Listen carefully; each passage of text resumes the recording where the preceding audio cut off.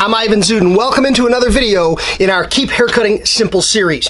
You know, haircutting is supposed to be fun, and haircutting is supposed to be simple. Let's not make it tricky. Let's keep it simple.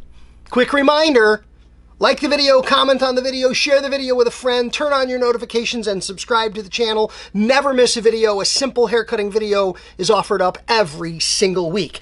In a recent video, we talked about understanding clipper guards. Now we want to talk about understanding clipper blades. Interchangeable, detachable, snap-on clipper blades. Now this one here is an Andis number 2, and it's a good standard blade around which we can learn quite a bit. Let's take a look at a blade, and let's understand how they are similar and different to guards, and let's understand just exactly what we can expect from them to do great haircutting. You know, not everything is simple, but we want to keep it simple and make it simple. A blade is made up of 6 or 7 pieces, depending on how you want to count them. Let's walk you through. The non-moving blade, the rear blade, sometimes referred to as the lower blade, sometimes referred to as the comb. That's the blade that determines the length of cutting. The thickness of that back blade is what determines how much hair is left behind on the client's head. Part number 1.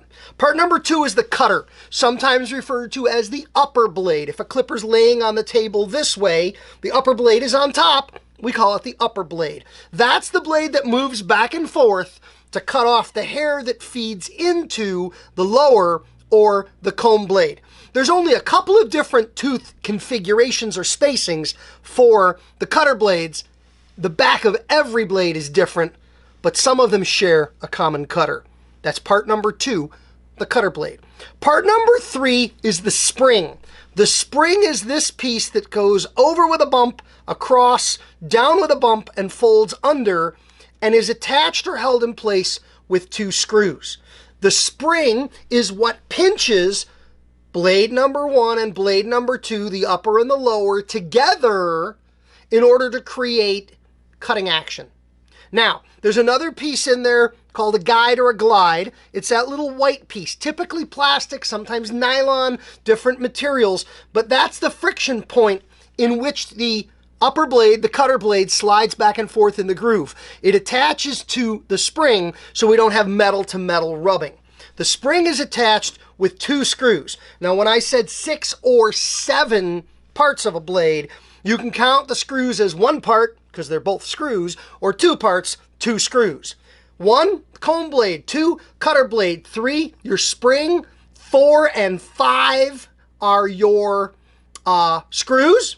6 is that plastic guide or glide, and 7 is your socket. Your socket is this little flat stamped piece of metal that creates a gap between the lower blade and the socket itself, onto which the blade slides to snap in on the clipper. That socket determines how tight or loose the blade is. Blades that shimmy or wiggle, the socket has gotten loose and stretched, and you need to sometimes pinch those closer or tighter. But the screws run through the spring and thread into the socket to pinch that whole little thing together. And I gotta tell you, it's somewhere between art and science, the amount of spring pressure squeezing the blade together. Because if you have too much spring pressure, friction and heat, and it takes a lot of power from the clipper to wiggle the blade. But if you don't have enough spring pressure, a little bit of oil, which you should always have between the blades, and the blade moving back and forth, you get a little bit of hydroplaning. If the spring isn't squeezing the whole thing together tight enough, the blade slides and it doesn't tightly clamp to the other blade, and then the blade won't cut. It will pull, it will shred the hair, it'll be uncomfortable for the client and very frustrating for you as a hair cutter. Those are the things that make up the pieces of a blade. Those are the anatomy of a blade and how they basically work. All brands, all detachable blades, all have all those same 6 or 7 parts.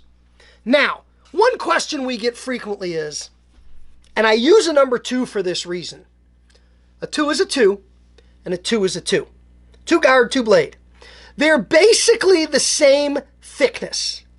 They basically leave the same amount of hair behind on the head. The question becomes, What's the difference? And don't get nitpicky. There might be fractional differences between the two. It's labeled 6.3 millimeters and 6 millimeters. 0.3 millimeters is not something we're going to argue about. But what's the difference? The difference is on the same head, with the same hair, the same density, texture, color, the same environment and atmosphere. One pass with a 2-blade, one pass with a 2-guard right next to each other.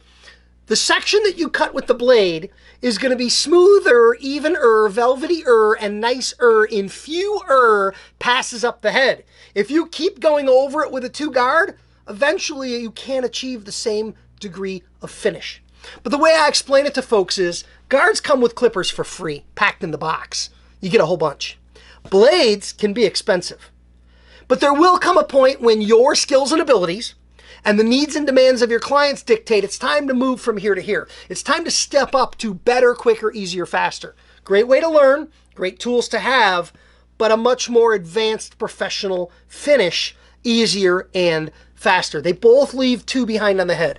But the difference is you'll need more passes with a guard because look how wide the spaces are in the guard. And you'll probably be throwing that guard over a 000 blade. So you're really cutting with the tooth action of a 000. When you look at a steel blade where the teeth come together at the bottom, those V's at the bottom, we call those tooth roots. That's where the blade grabs and holds the hair. And the truth is, steel blades are better able to grab and hold the hair and maintain even and consistent tension and distribution between the surface of the scalp and the cutting action of the blade. Therefore, smoother, better, easier, nicer, velvetier, faster in fewer passes up the head with steel blades as opposed to plastic guards. There's a place in our industry and a place in your toolbox for both of these tools, and now you've got a better understanding of exactly what's going on with interchangeable metal detachable blades. Thanks for watching the Keep It Simple Haircutting series. Happy to have you here. Happy to share a new video with you every week. Comment on the video, like the video, share the video with a friend in the industry. Turn on your notifications, subscribe to the channel, never miss a video. We'll see you here again next time. Have a great day.